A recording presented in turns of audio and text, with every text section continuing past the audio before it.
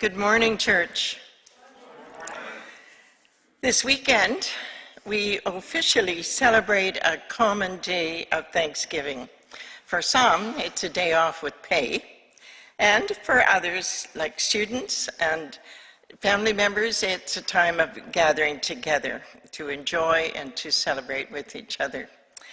I believe that we are even more grateful this Thanksgiving because we were able to live a more normal summer. And although we still need to be vigilant, the worst of the COVID pandemic is behind us. And we are certainly thankful for that. It is easy to become indifferent to the common gifts that we receive each day: our food, our clothing, housing, education, employment, fresh water, fresh air, and good health. These are all things that sometimes we take for granted.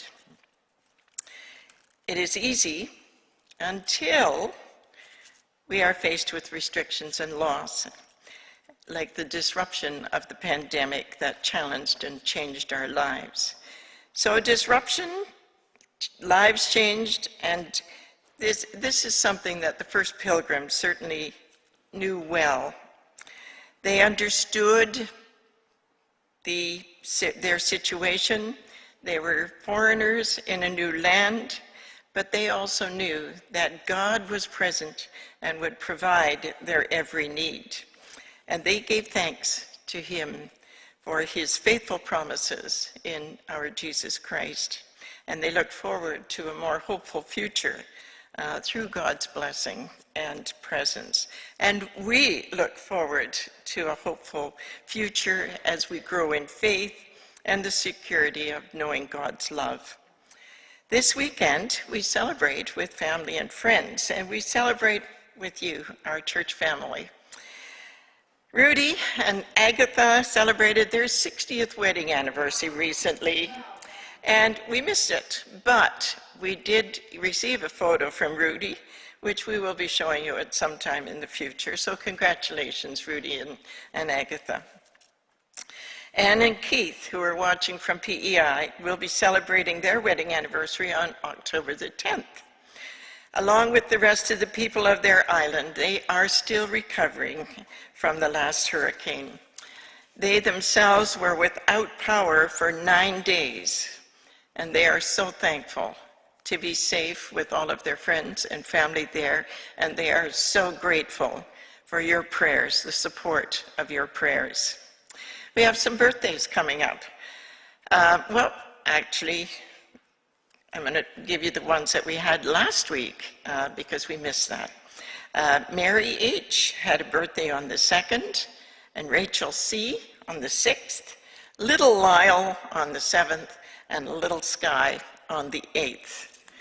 Fiona is celebrating her birthday today, and Allison C. will be celebrating on the 15th.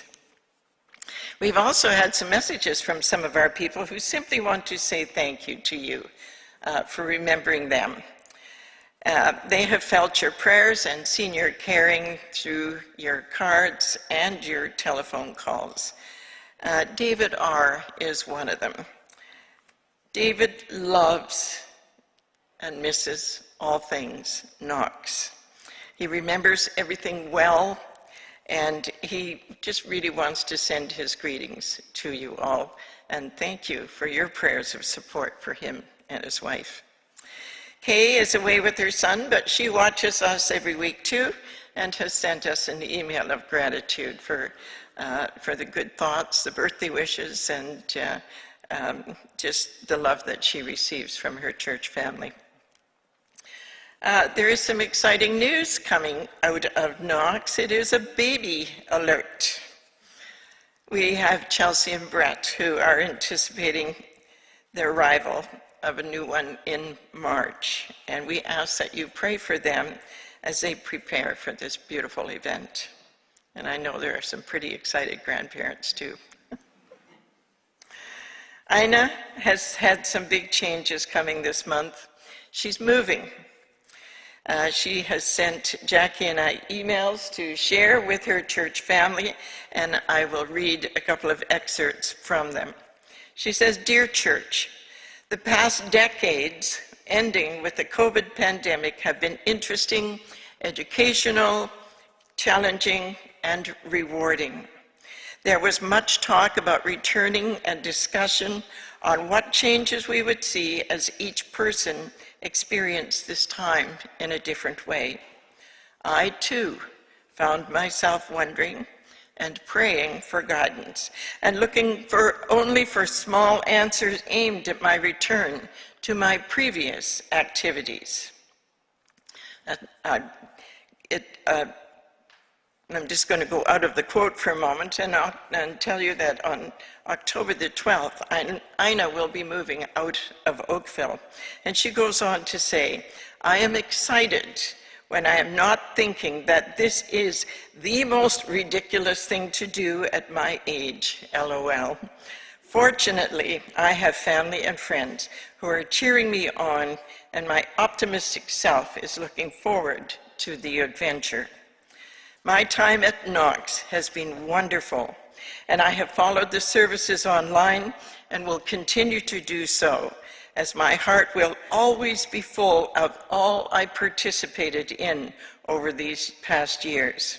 And I am delighted to see the restoration along with the renovation, especially the windows, for which I have a great fondness, as looking into them creates a meditative journey. St. Andrew's Presbyterian Church in Pastoral is an easy walk from my new home, and I know that I will be happy to be in a fully detached house again, creating a garden to tend. It is an exciting time, just like beginning school or all other times of newness. I shall keep in touch. With God's blessing, Ina." Ina, we will miss you. You have been a constant encourager for Jackie and I and the ministry team through your emails over the past couple of years. We're going to miss your positive attitude, your incredible sense of humor, your gift of music, and your many talents, and so much more that you have offered and blessed Knox with over the years. And we wish you continued joy in your new adventure. And God bless and keep you in his care. I encourage all of you to take time to reflect on all that you are thankful for this weekend, and may God bless you with joy and peace. Thanks, Lynn. You forgot a couple birthdays, didn't you? It was your birthday this past week and Jan's birthday this past week. Don't be so sneaky. I'm not new here. And you got away to Stratford, I believe. So that's wonderful. I can't wait to hear more about it at staff meeting this week. Thank you for that. That was an incredible pastoral update today. Thank you. It's good to hear how all our family is doing. Oftentimes it stays here, so it's nice to share it too. Thank you.